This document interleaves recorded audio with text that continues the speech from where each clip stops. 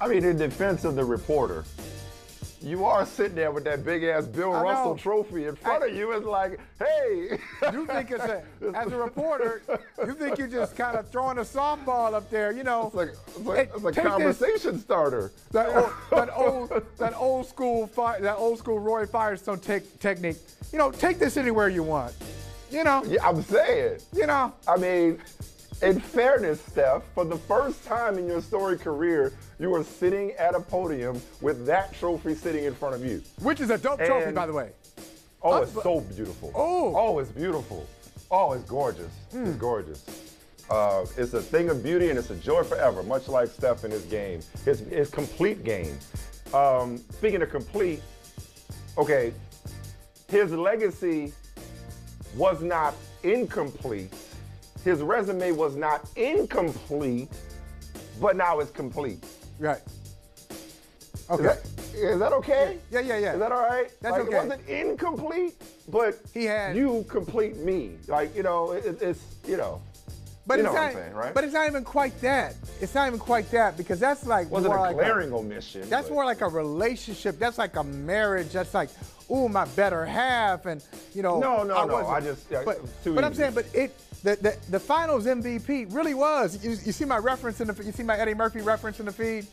Now we have $370. That's what the Finals MVP is for Steph Curry. He had everything already. He had everything. And so, did he need that? No. He didn't need that. Yeah, he did. Yeah, he did. No. He didn't need it for you. He didn't need it for me. He didn't need it for history. Oh, for him? He certainly acted like it last night. Okay, I know. He looked like it. He looked like it. He come on, man. Like, look. Okay, maybe he. Just to clarify, just to make sure. Anybody that's watched this show, we didn't need it. History didn't need it. But I think some people may have needed it, which is why he needed it. Okay, just to go back to an ongoing conversation, I just want to make sure I got this right. You feel like the Finals MVP is more prestigious than the regular season MVP. Love it. Right? Yes. Best in the world. Best in the world. Best in the summer. Because it means you are the best player on the best team on the biggest stage. That's that third part's important. Everybody's watching. Because he was the best player in the 2015 Warriors, but Andre Iguodala, voters thought that he was the more important player on that stage, given what he did for LeBron. More impactful, given what he did against LeBron, slowing down LeBron, blah, blah, blah, blah, blah. We already know about that. But now Steph has that. And it wasn't a glaring omission, but for somebody that transcendent, usually transcendent players have that. Most transcendent players in NBA history aren't missing Finals MVP, because it takes and he's a unique transcendent player. He's so transcendent until he can be transcendent and yet be complementary to Kevin Durant and let Kevin Durant be the best player in back-to-back finals. I mean, he's different, like we talked about. There it is again. So it's not that if he didn't get it, somehow he'd be less than. Yeah. But it's certainly like, look, Michael, I'm the type of person, I'll never let a statue tell me how nice I am, okay? But it helps. Since you brought it up, keep going. Keep going. It's really nice. Keep flowing now. You're going to drop the line. Well, no, I won't derail it too much, but I know you know it. It's like the GOATs got this. The GOATs got it. All the GOATs, they got this. You can't tell me a GOAT that doesn't have this. That's not something that I and you and many others were going to use against Steph Curry, but I think his reaction to it last night, the fact that he acknowledged hearing the chatter, come on, man, like, people discredited the 2015 Warriors because of who was hurt and what LeBron did. How many people were trying to give LeBron MVP on a losing team in 2015? They get Durant. Then they 2015. I'm sorry. Yeah, no, you're right. Then they get. Right. Then they lose the 3-1 lead. Yeah. Then they get Durant for 17 and 18. Uh-huh. Okay. What Steph had done on this stage, some had been using against him to qualify his greatness. oh, well, how come he ain't got finals MVP? He ain't been great in the finals. Forget some of the performances he had in the finals. Oh, he ain't been great in the finals. Forget that the entire dynasty starts with him. Forget that he is what this entire operation is built around. Forget how he tilts the floor, how he's changed the game, how he's broken basketball. Forget all that. But in the finals, he ain't got that finals MVP. Is he that great?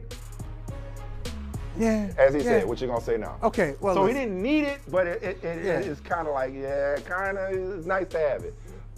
Like, how many material things, Michael, do you need? But it's really nice to have it. No. I'm saying, no. There are things in the Holley household right now that you don't really need. Right, but it's nice to have it. It's nice to have it. It's real nice to have it. It's nice to have it. I don't need it. But do I need the car I drive, Michael? No, I don't need the kind of car I drive. But it's real nice to have. But it's really personal for him. It was personal for him. And you can't tell somebody that they don't need it. Now, I'm comfortable saying we in basketball America, we in basketball world. The logical among us. We didn't need the logical among us. You got to distinguish. Because they got some people out there that really were trying to hold that over his head. Hold on, because I want to bring this up. Now, my wife. Don't let them off the hook. You want to bring up the household. My wife has a degree in clinical psychology, which kind of makes me a clinical psychologist too. Okay, but no. I wonder. I want to know. I want to know this. We got a lot of great people in our audience, with across a number of professions. From the psychologists out there, I need to know this. Why is it? And we all do it. I'm not just talking about athletes. We all do this. Why are we just designed to go to the 4%, 3%, 2%? That may be too high. They used to tell me in my talk radio days, sports talk radio, that the people calling in represent less than 1% of the actual audience. But if somebody says something on the radio, like so those obnoxious people that will call in, that's 1%. Yeah, you ready? It's less than 1%. Or old school. What about the hate mail you would get? What about the mail you would get? Yeah, we do it now. We do it. Oh, my DMs. I'm getting threats in my DMs. Yeah. I'm getting hate in my DMs. What, like Steph Curry, Klay Thompson, everybody, section. Keeping receipts. Everybody's keeping receipts. I want to know: is it possible in our line of work or in professional sports? Is it possible to be fueled by love? Okay, I'm going to be great because people are counting on me to be great. I'm not going to be great because the haters say I suck. I'm going to be great. History says no. Because my family is counting on me. Because all of the great ones. This is how I feed my kids. Across every sport, Michael, all of the great ones all respond to it. All respond to slights, perceived or actual. Where they were drafted, who got MVP over them, who didn't speak to them at dinner when they walked past in the restaurant. And I took that personally. Who said something that, exactly. And the thing is, he could have, come on, that's how he could have worked that out anyway. What'd you say earlier? These dudes are different. They're different. But it is universal. It is universal. Part of it is one thing, in all seriousness. I think sometimes what somebody says, how they say hit dogs holler, when somebody says can speak to an insecurity or that inner voice that you have, that doubt that you have. But also, too, man, at a certain point, when you've been so great for so long, I imagine what gets you up in the morning, what keeps you in the weight room, what keeps you in the gym, what fuels you. Sometimes, it's like the DeLorean in Back to the Future. Doc Brown came after a while, was throwing banana peels and beer cans and trash and all that was fuel. He didn't need 1.21 gigawatts. He just put it in there. Like if you Steph Curry, it's like your trash takes are my fuel. Whatever it takes, whatever you need, so be it.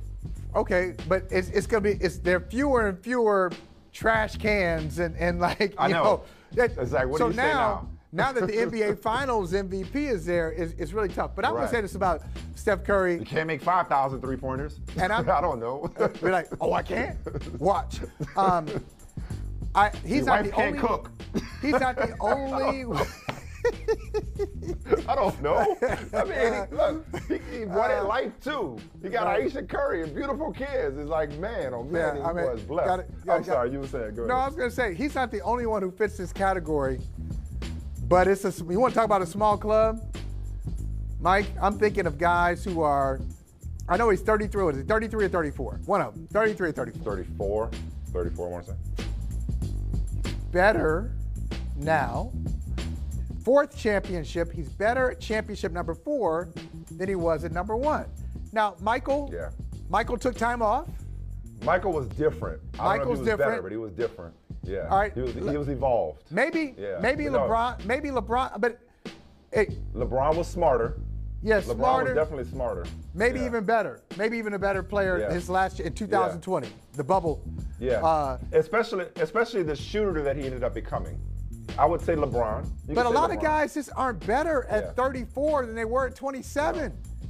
Right. They're better mentally, but they break down physically. He's a better player. Dude, he's a better basketball player now. He's a complete basketball player. That's what I was saying. His resume is complete. He's a complete basketball player. Michael, he wasn't just getting in people's way. He wasn't just, he's part of their team defense.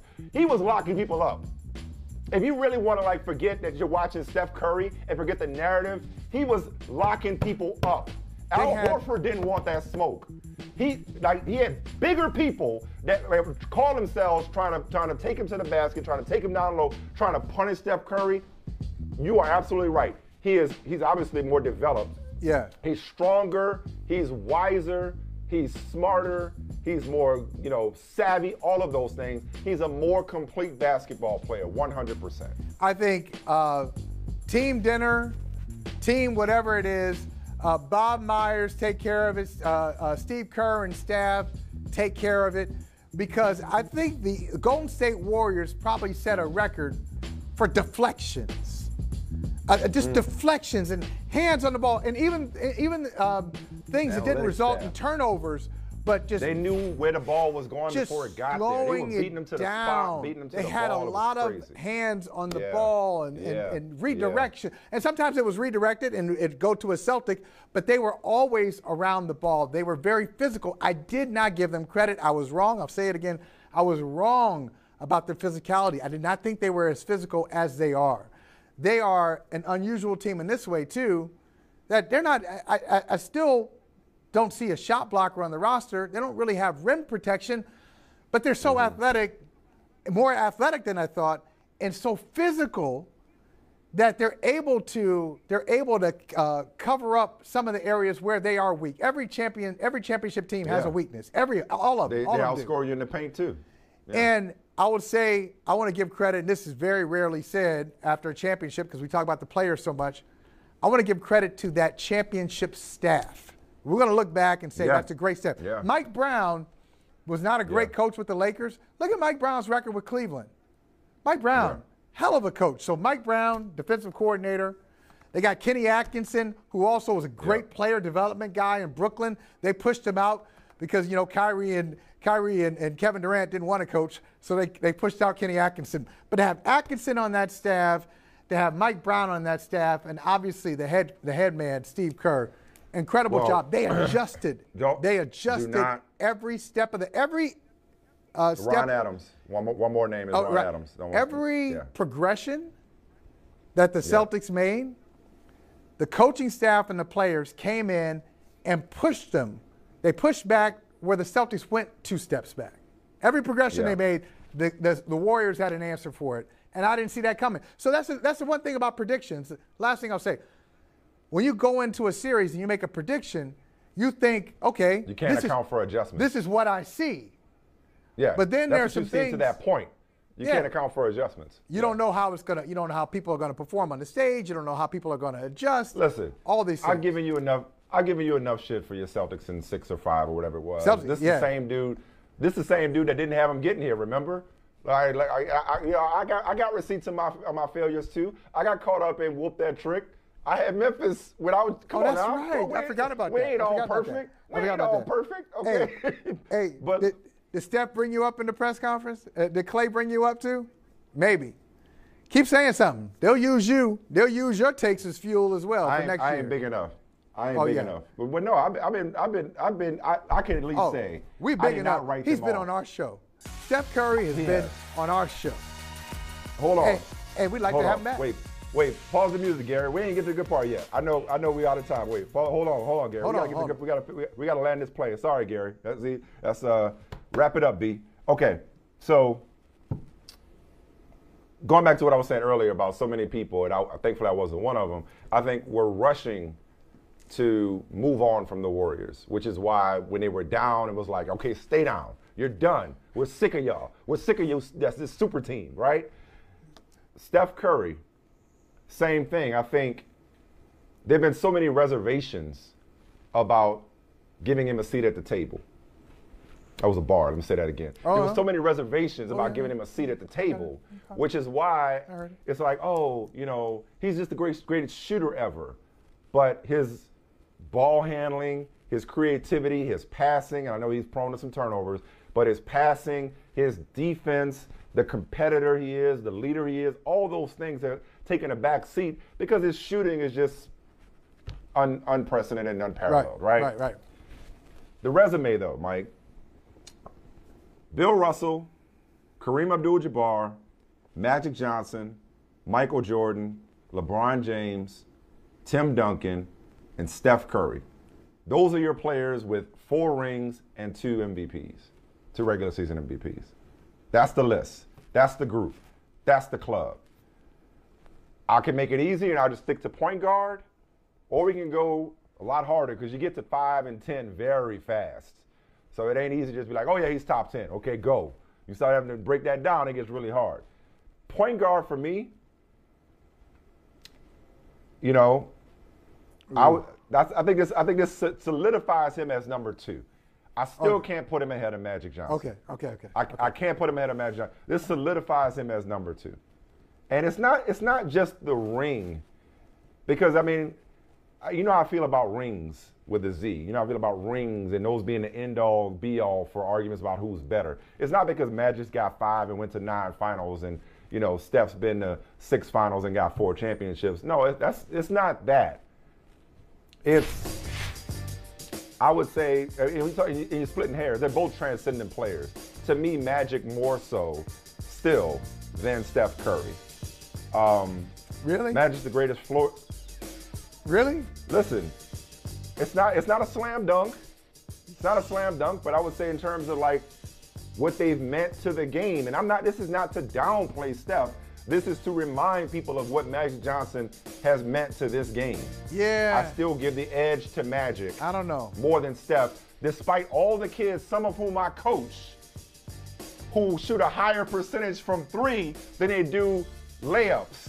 Don't get me started. Okay. So Steph has changed the game, my friend. I'm not diminishing that. But I'm just saying, like, Steph, it's not just the ring. It's not just this most recent ring. It's Steph's evolution. It's his journey. It's his total package.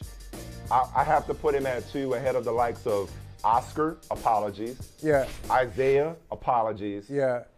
Stockton, and so on and so forth. See, Mike, I'm doing this in real time, so I got some stuff to work out here. We can workshop this. This is point guard, by the way. This ain't all-time top 10. I'm workshopping it. I'm workshopping this. Yeah. The reason I would put Steph ahead of Magic in terms of impact, in terms of impact, Magic changed a position. He changed the position. Like it was a new way to look at a position. It was, hey, here's this guy. He's usually 6'1", 6'2", floor general, whole thing. Pass it, pass first. Set the table. Steph changed the game. 6'7", 6'8", 6'9", Magic doing everything. I see where you're going. Magic changed the position. Steph changed the game. Changed the game of basketball.